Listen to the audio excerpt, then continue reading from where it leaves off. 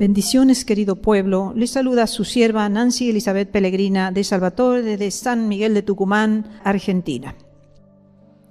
Hoy vamos a hablar un tema maravilloso que lo estuve ya anticipando en prédicas anteriores, en 1 Timoteo del capítulo 3 al versículo 13 al 16. El título de la prédica es El himno y credo indiscutible, un maravilloso tema que vamos a tratar hoy de la mejor forma posible de explicarlo, que el Señor nos ayude para poder entender lo que el apóstol Pablo quiso dejar en esta maravillosa carta, escrita con tanto amor, pero con tanta gloria, con tanta unción.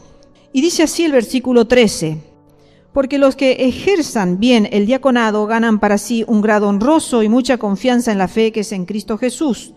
Pero vamos a recordar que en el versículo primero, Pablo comienza con un incentivo para los ancianos. Vamos a leerlo, dice, palabra fiel, si alguno anhela obispado, buena obra desea.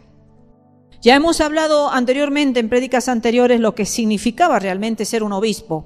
Estaban en un tiempo donde ser obispo era un cargo o un puesto, una posición muy perseguida, muy tremendamente perseguida. Entonces realmente ser un obispo, ya hemos hablado y hemos dicho que era una tarea difícil y que el que realmente anhelaba ese obispado, el apóstol Pablo le dice, buena obra desea.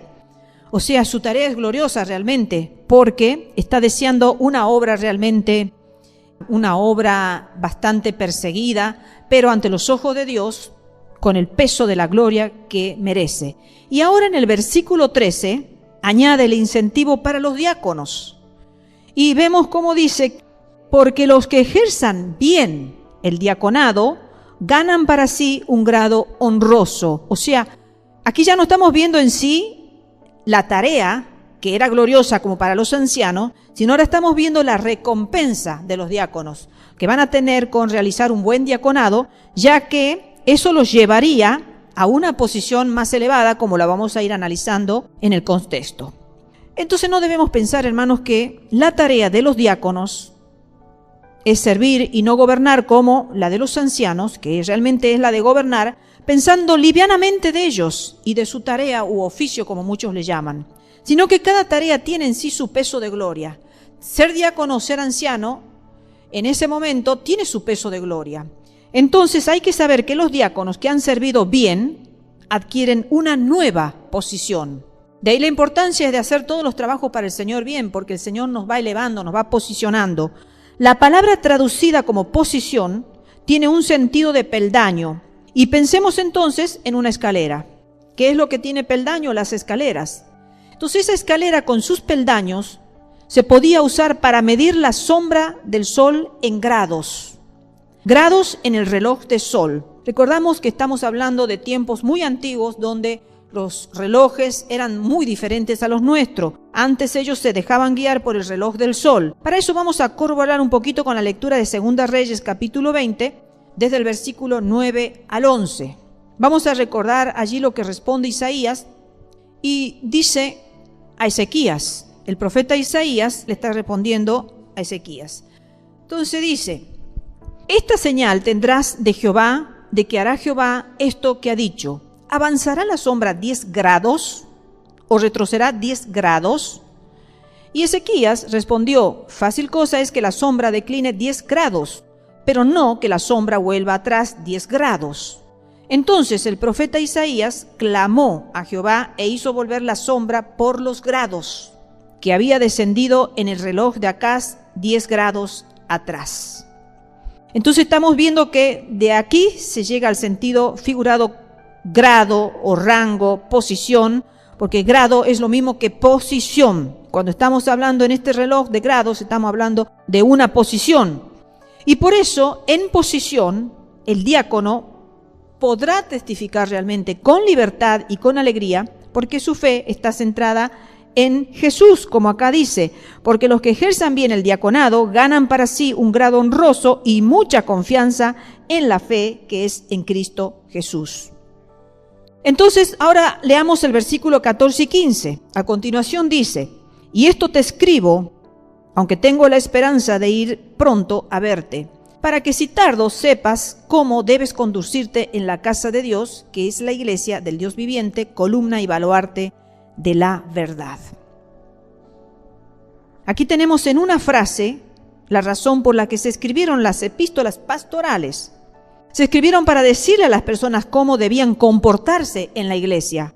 Y en este caso, en la que Pablo le está escribiendo a Timoteo, le está diciendo al mismo Timoteo cómo debía comportarse él, y a su vez cómo Timoteo debía transmitir esa conducta, esa forma de comportarse, de conducta, a los demás hermanos, la enseñanza que él debía dejar con su propia vida.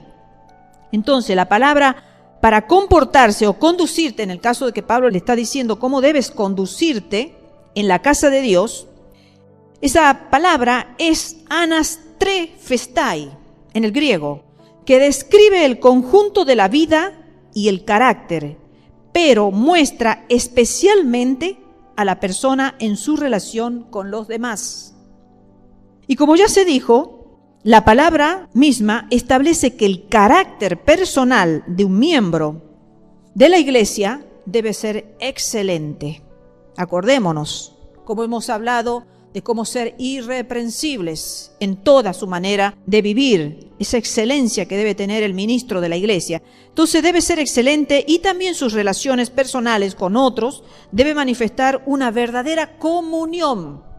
No pueden haber ministros que no tengan comunión los unos con los otros o entre sí, entre los ministros. Entonces una congregación cristiana, tengamos en cuenta hermanos, es un cuerpo de personas que son amigas de Dios y amigas entre sí. ¿Has intentado, hermano, hablar con personas que no piensan igual que tú? Es imposible y generalmente se termina discutiendo porque no hay koinonía, no hay comunión, no hay común unión, no hay unión de pensamientos, no hay unión en nada, en el carácter, en la forma, en la conducta, en nada. Entonces no se puede hablar con una persona que no es igual a uno porque seguramente se va a terminar discutiendo. Entonces Pablo, ya en este versículo 15, empieza a usar 4 palabras que describen 4 grandes funciones que tiene la iglesia. Fíjense en un solo versículo lo que él expresa. Leámoslo de vuelta al versículo 15, dice: para que si tardo sepas cómo debes conducirte en la casa de Dios, que es la iglesia del Dios viviente, columna y baluarte de la verdad. Vamos a ir analizando una a una las 4 funciones de la iglesia. La primera función de la iglesia es que la iglesia es la casa de Dios, el oikos. O sea que lo primero y principal es que debe ser una familia. O sea, la iglesia, la casa de Dios, tiene que ser una familia en el sentido de unidad. El amor de Dios solo puede existir donde reina el amor fraternal. Entonces pensemos, si en una familia no existe el amor fraternal, el amor de familia, no puede existir el amor de Dios. Y lo mismo lo trasladamos eso a la iglesia. Si no existe ese amor fraternal de hermanos entre sí, entre hermanos, no reina el amor de Dios. No puede reinar el amor de Dios en medio del desamor. Dios es amor. Entonces, la iglesia es la casa de Dios. Y Dios puede habitar en una casa donde se le permite que el amor de Dios se exprese. ¿Y cómo se va a expresar el amor de Dios? A través de nosotros, hermanos. A través de nuestra conducta, a través de nuestra forma de relacionarnos los unos con los otros. Vamos entonces a ver la segunda función de la iglesia que expresa este versículo 15, y es que la iglesia es la iglesia del Dios viviente. Entonces la iglesia es la asamblea del Dios viviente, eclesía. O sea, la palabra eclesía quiere decir literalmente una compañía de personas que han sido convocadas. No quiere decir que esas personas hayan sido seleccionadas o escogidas. No.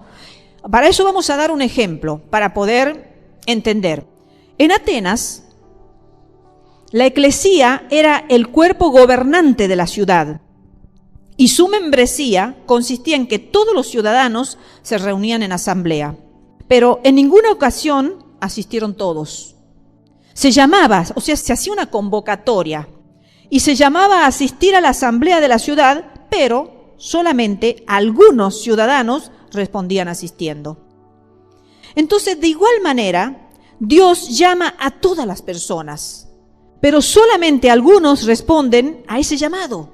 Y entonces esos que responden a ese llamado, esos son la eclesía, esos son la iglesia, los que responden al llamado de Dios. Vamos a la tercera función de este versículo 15, que dice columna y baluarte de la verdad. O sea que la iglesia es la columna de la verdad. Columna en griego, estilos, el estilos de la verdad. En Éfeso vamos a también dar comparaciones para poder ir entendiendo y trasladarlo al mundo espiritual, al mundo de iglesia. En Éfeso, a donde se dirigieron estas cartas, la palabra columna tenía un significado especial.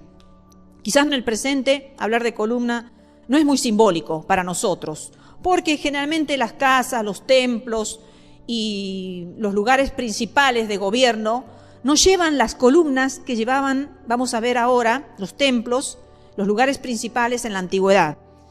Dice que la más grande gloria de Éfeso era el templo de Diana o Artemisa, que es la misma. Allí en Hechos 19:28 hay una situación que sucede, puedes leerlo a todo el capítulo 19 para entenderlo, pero ahora solamente vamos a hacer referencia. Una situación que sucedió con Demetrio el platero, que se enojó porque ellos estaban vendiendo sus imágenes de esta diosa Diana o Artemisa, hacían negocio y la gente compraba. Entonces cuando ven que llega Pablo y los discípulos y empiezan a predicar en contra del paganismo y a condenar todo eso, ellos ven que ese negocio se le iba a derrumbar. Entonces empiezan a contarle al pueblo, Demetrio el platero, lo que estaba haciendo Pablo, cómo estaban profanando o estaban dejando en descrédito a esa diosa Diana. Y entonces el pueblo enfurecido porque estaban con paganismo y idolatría en su corazón, no podían discernir, no podían pensar, y se llevaron por las palabras de Demetrio y empezaron a gritar, a vociferar, grande es Diana de los Efesios. Así que miren ustedes cómo ellos valoraban ese templo de Diana o de Artemisa, ya que dice que ese templo era una de las 7 maravillas del mundo. Qué tremendo, ¿no? Por eso es que tantos turistas van a ese lugar a conocer una de las 7 maravillas del mundo entero. Y una de las excelencias de ese templo eran sus columnas, justamente. Tenía 127 columnas, dice, y cada una de las cuales había sido el regalo de un rey.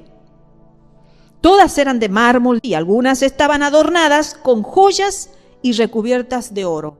Imagínense el esplendor y la belleza que deben haber tenido esas 127 columnas para que sean una de las 7 maravillas del mundo y para que la gente quiera ir realmente y pagar y gastar tanto dinero para conocer ese templo. Entonces, los de Éfeso sabían muy bien lo hermosa que podía ser una columna. Para ellos era algo muy común conocer, y si alguien se refería a las columnas de un templo, ya su imaginación rápido lo visualizaba de lo que eran.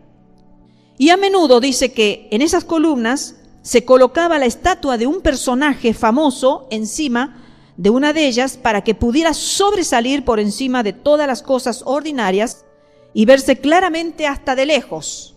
Se podía ver esa imagen de ese famoso personaje que ellos lo ponían arriba de las columnas. Entonces la idea aquí es que lo que está queriendo expresar el apóstol Pablo, ya que ellos conocían ese ambiente, se habían criado, se movilizaban, predicaban el evangelio ahora en esos territorios. Entonces la idea aquí es que el deber de la iglesia es mantener bien alta la verdad, de tal manera que todos puedan verla, porque recuerden que se iban convirtiendo esa gente, también la gente de Éfeso, que habían visto con sus ojos lo que era una columna imponente. Entonces cuando Pablo le hace referencia a eso, ellos se imaginan algo imponente realmente. Entonces era mantener en realidad bien alta la verdad, de tal manera que todos puedan verla, a la verdad. O sea, la verdad no muestra una imagen como mostraban esas columnas, que mostraban un personaje, una imagen. No. La verdad se muestra a sí misma. Entonces, tengamos nosotros bien en claro que cuando Pablo estaba haciendo referencia a que somos columnas, él sabía realmente a qué estaba haciendo referencia porque conocían lo que eran las verdaderas columnas imponentes de lo que se adoraban a los dioses paganos. Entonces la gente que se convertían también, los cristianos también, Podían imaginarse lo que era una verdadera columna, majestuosa, poderosa, decorosa, honrosa, como todos la honraban. Entonces, a eso hacía referencia Pablo, que tengamos en cuenta que nosotros somos columna, pero de una verdad, que se llama Jesucristo, nuestro Salvador. Ellos son paganos, ellos adoran una diosa, pero nosotros tenemos la verdad y esa verdad la tenemos que poner en alto, ser como columna, para que todos la vean de lejos como se veían esos personajes. Así, todos la tienen que ver a la verdad y no esconderla como muchas veces se esconde la verdad, ¿no? Muchas veces ya no se quiere predicar la verdad tal cual es. Entonces el verdadero cristiano la va a exponer a la verdad, la va a subir, la va a mostrar, la va a predicar a grandes voces. No vamos a estar ocultados ahí entre el montón de este mundo, sino vamos a tener que sobresalir, hermanos. Nosotros como cristianos que somos portadores de la verdad de Jesucristo, tenemos que sobresalir por encima de ellos y mostrarle al mundo la belleza del Evangelio de Jesucristo. Cuarta función de la iglesia dice que es columna y baluarte de la verdad. Entonces la iglesia es el baluarte de la verdad, hedraioma. Entonces el baluarte es el apoyo de todo el edificio. Fíjense el peso que tenía, ser el apoyo de todo un edificio y lo mantiene al edificio de pie e intacto. Entonces, en un mundo que no quiere enfrentarse con la verdad, porque realmente no se quiere enfrentar con la verdad, la iglesia la va a mantener a la verdad. La iglesia es la encargada de mantener la verdad en alto para que todos la puedan ver. No, al contrario, el mundo la quiere opacar, la quiere destruir, la quiere derribar. Pero nosotros somos los encargados de ser esa columna y baluarte de la verdad. Nosotros somos encargados de que ese edificio de la verdad se mantenga en pie. Entonces, en un mundo que muchas veces quería eliminar la verdad, la iglesia la sostiene frente a todos los que la quieren destruir. Y en ese momento yo me acordaba de, por ejemplo, en Estados Unidos, cómo la verdad se la quiere opacar, se la quiere callar, se la quiere oscurecer, hasta el punto de que ya no se quiere que se predique en las calles, no se quiere que hagan oraciones, que se elimine la Biblia, que se la cambie, que se la saque a la Biblia, que se le erradique a la Biblia. Hay muchos pastores que están en la cárcel por predicar la verdad. Y también me acordaba de una situación muy casi reciente del Congo, donde han sido, dice, masacrados, acribillados, no me acuerdo una de esas dos palabras, o las dos palabras, 80 cristianos en el Congo. Porque son cristianos. ¿Y qué se quiere hacer con el cristianismo? Se lo quiere erradicar, se lo quiere exterminar. Entonces ellos creen que matando a los cristianos, que destruyéndoles sus casas, destruyéndoles sus iglesias, van a terminar con el cristianismo en el Congo. Pero sin embargo nunca va a suceder eso. Pero oremos, hermanos, porque los hermanos en el Congo están sufriendo muchísimo. En África están siendo muy perseguidos, los largan a la calle sin nada. Y no saben ellos qué hacer, pobrecito. Ya han perdido sus casas, han perdido muchos familiares, están en luto, en tristeza. En desilusión, no saben qué hacer, no tienen a alguien que se les pueda acercar a darle una palabra de consuelo, porque cualquier palabra de consuelo puede ser motivo para que también lo maten. Entonces oremos, hermanos, porque hay lugares donde realmente la verdad se la quiere erradicar totalmente. La verdad siempre va a querer ser destruida, hermanos. Siempre la verdad va a querer ser opacada o anulada. Si no se la puede destruir, por lo menos la vamos a opacar. La vamos a hacer que no luzca tanto, que no reluzca, que no se visualice, que no llame tanto la atención la verdad, sino que la vamos a opacar de alguna manera. Entonces tengamos cuidado, hermano, porque Jesucristo es el camino, la verdad y la vida. Y nosotros seguimos ese camino, y nosotros debemos predicar esa verdad. Y nosotros vamos a heredar la vida que Jesucristo nos ha ofrecido cuando ha muerto en la cruz del Calvario. Luego el versículo 16, y llega al pasaje esencial de este capítulo, podemos decir, al centro, al eje central de este capítulo entero, al cual yo les venía anunciando porque es un versículo muy profundo y lo vamos a leer. Dice así: e indiscutiblemente grande es el misterio de la piedad. Dios fue manifestado en carne, justificado en el Espíritu, visto de los ángeles, predicado a los gentiles, creído en el mundo, recibido arriba en gloria. Entonces, el interés de este pasaje consiste que aquí tenemos un fragmento de los himnos de la iglesia primitiva. Dice, e indiscutiblemente sea, indiscutiblemente significa sin contradicción. Por eso titulé a la prédica El himno y credo indiscutible. Porque el credo que ellos cantaban, la iglesia primitiva, ese fragmento de su credo, es indiscutible. O sea, no tiene ningún tipo de contradicción. No tendría que tener ningún tipo de contradicción humana. Entonces, este era uno de los signos que cantaba la iglesia primitiva, que cantaban su credo. Y qué hermoso es que nosotros cantemos nuestra fe, ¿verdad? A veces se cantan muchas cosas, pero cantar el credo, cantar la fe que nosotros creemos realmente, es conmovedor.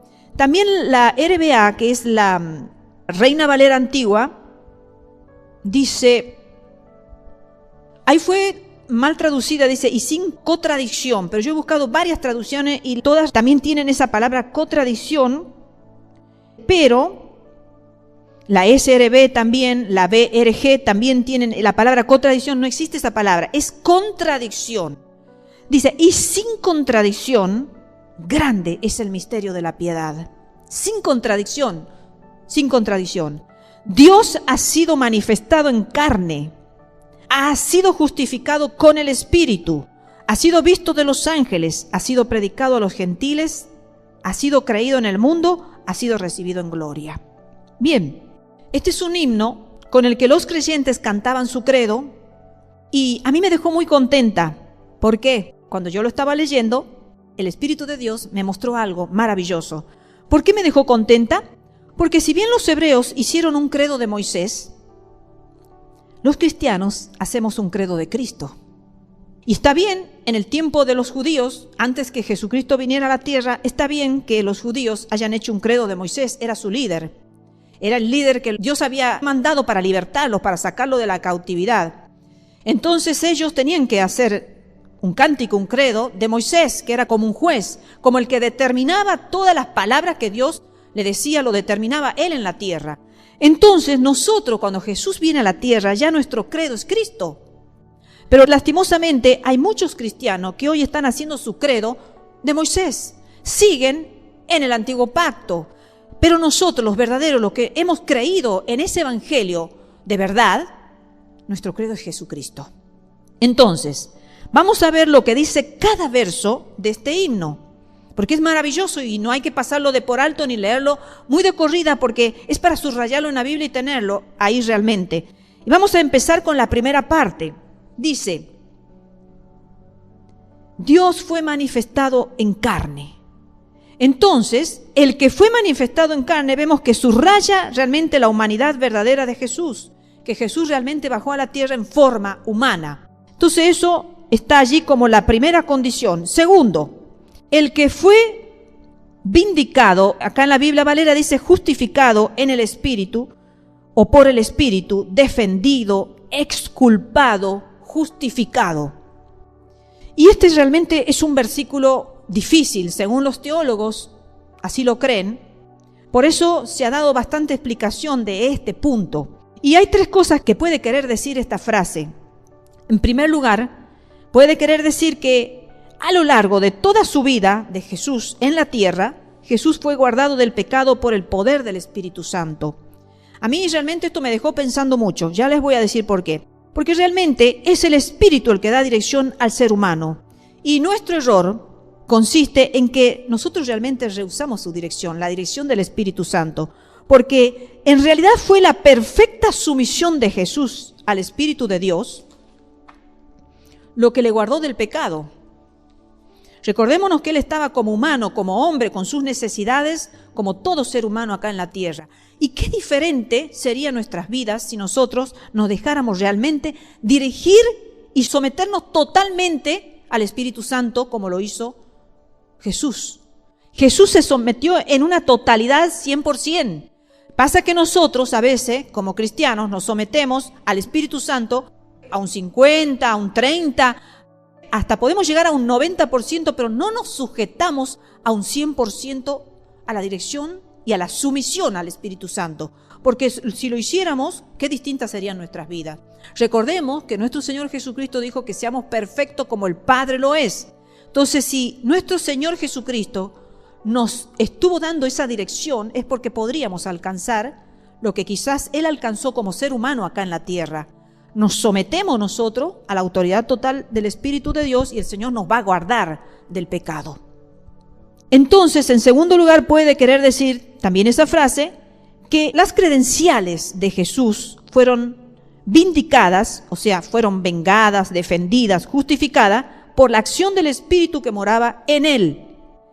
Fíjense en que cuando los escribas y los fariseos acusaron a Jesús de sanar por el poder del diablo, su respuesta fue la siguiente. Y para eso, vamos a leer Mateo, capítulo 12, versículo 25 al 28. Sabiendo Jesús los pensamientos de ellos, les dijo: todo reino dividido contra sí mismo es asolado, y toda ciudad o casa dividida contra sí misma no permanecerá. Porque recuerden que lo estaban acusando al Señor de expulsar los demonios por Beelzebú. Entonces Jesús le responde eso. Y entonces dice: y si Satanás echa fuera a Satanás, contra sí mismo está dividido, ¿cómo pues permanecerá su reino? Y si yo echo fuera los demonios por Beelzebú, ¿por quién los echan vuestros hijos? Por tanto, ellos serán vuestros jueces. Pero si yo por el Espíritu de Dios echo fuera los demonios, ciertamente ha llegado a vosotros el reino de Dios. Entonces, ¿por quién echaba fuera los demonios? Jesús, por el Espíritu de Dios. Dice: pero si yo por el Espíritu de Dios echo fuera los demonios, ciertamente ha llegado a vosotros el reino de Dios. Entonces el poder que estaba en Jesús era el poder del Espíritu Santo, del Espíritu con mayúscula. Y las obras de poder que él realizaba eran la vindicación de las tremendas credenciales que él presentaba. O sea, la vindicación era la justificación que él realmente presentaba cuando realmente realizaba todo lo que realizó en la tierra, nuestro Señor Jesús de Nazaret. Y en tercer lugar, puede ser que esta frase que seguimos analizándola, puede ser que esto haga referencia, esta frase que hemos leído, dice justificado en el Espíritu, puede ser que esto haga referencia a la resurrección. El ser humano tomó a Jesús, le crucificó como a un criminal, pero por el poder del Espíritu resucitó. Y el veredicto humano demostró que era falso. Y él fue vindicado, fue defendido y justificado. Sea cual sea la interpretación, queridos hermanos, su sentido es que el Espíritu es el poder que probó que Jesús es el que declaró ser. ¿Y qué es lo que declara que nosotros somos hijos de Dios? El Espíritu de Dios que habita en nosotros. Y sigue diciendo este hermoso credo: visto de los ángeles. El que fue visto de los ángeles o por los ángeles, dice otra traducción. Entonces, de nuevo, aquí tenemos tres posibles significados que lo vamos a analizar también. Puede que haga referencia a la vida de Jesús antes de venir a la tierra. Fue visto por los ángeles antes de venir a la tierra. En segundo lugar, puede que haga referencia a su vida en la tierra. Aún en la tierra los ejércitos celestiales estaban contemplando su tremenda contienda con el mal. Los ángeles estaban viendo, los demonios también, pero los ángeles estaban viendo cómo él luchaba y contendía contra el mal. Y en tercer lugar, puede conectarse con la creencia de todos los hombres en el tiempo de Jesús, de que el aire estaba lleno de poderes demoníacos y angélicos también. Y muchos de estos poderes eran hostiles a Dios y a la humanidad y estaban empeñados en destruir a Jesús.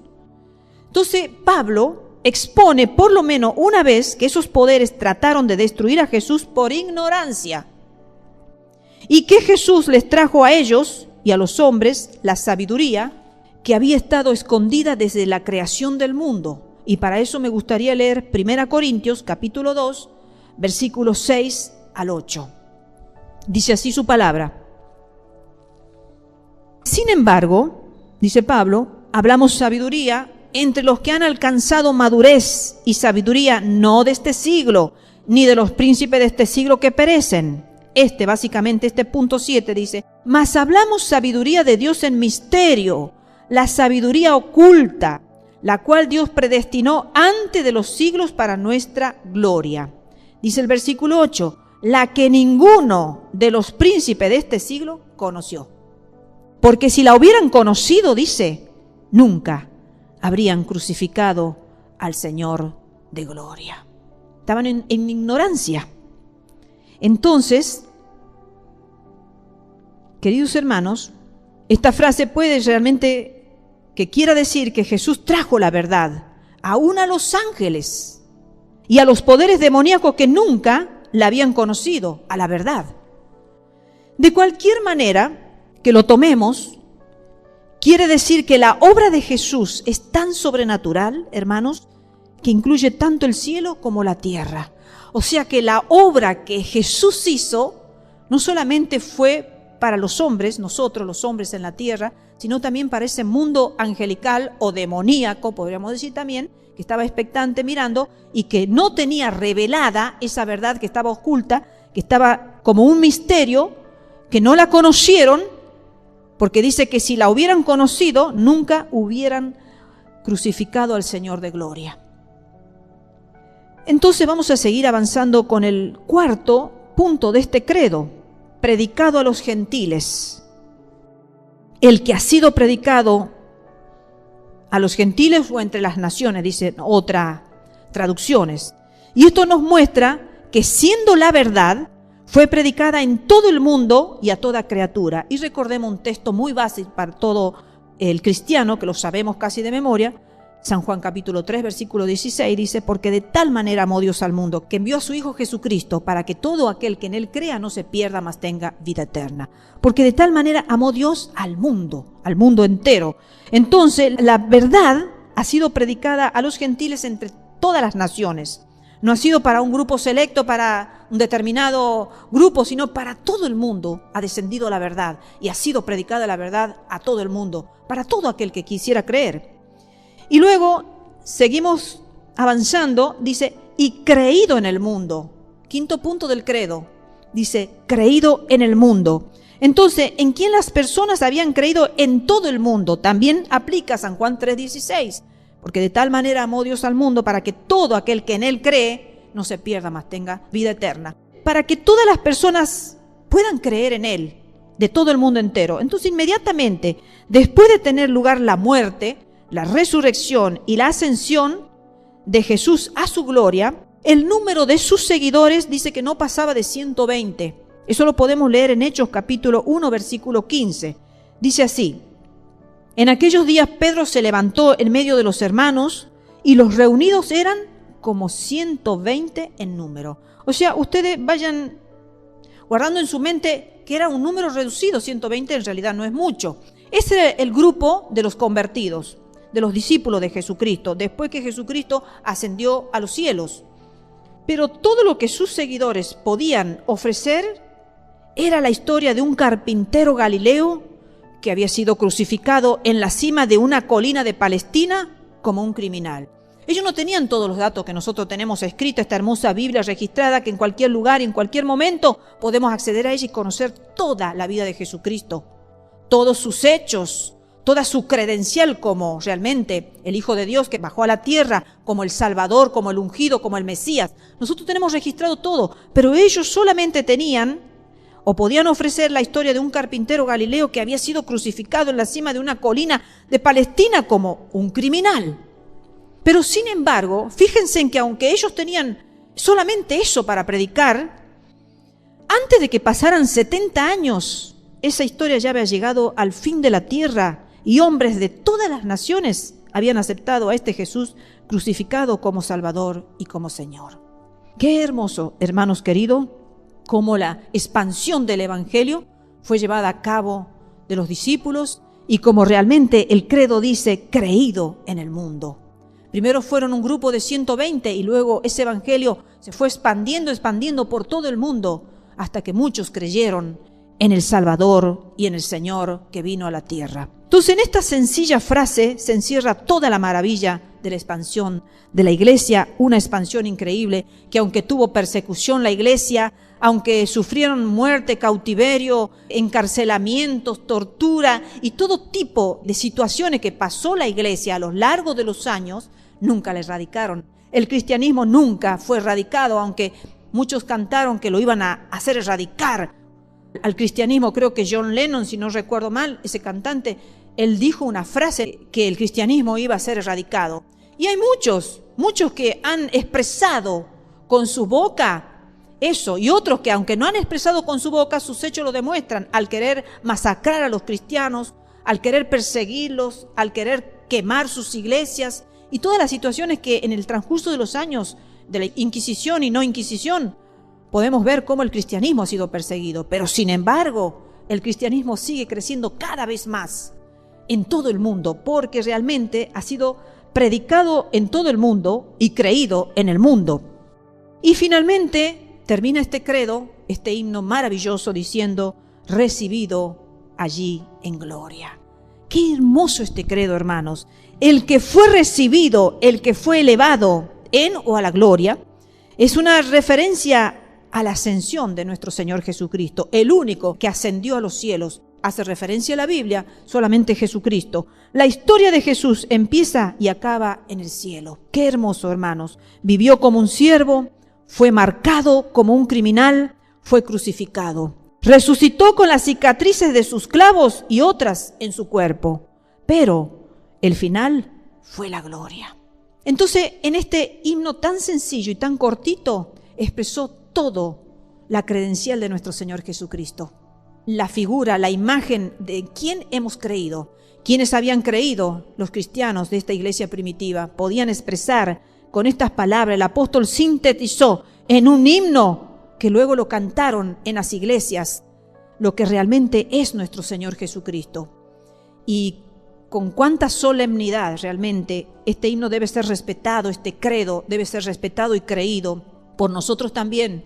Nosotros también somos portadores de este credo. También creemos esto nosotros, hermanos, que el Señor nos ayude para poder predicar este evangelio, que es la columna y el baluarte de la verdad, que nos debemos conducir en la casa de Dios, del Dios viviente, y mostrarlo a ese Dios viviente.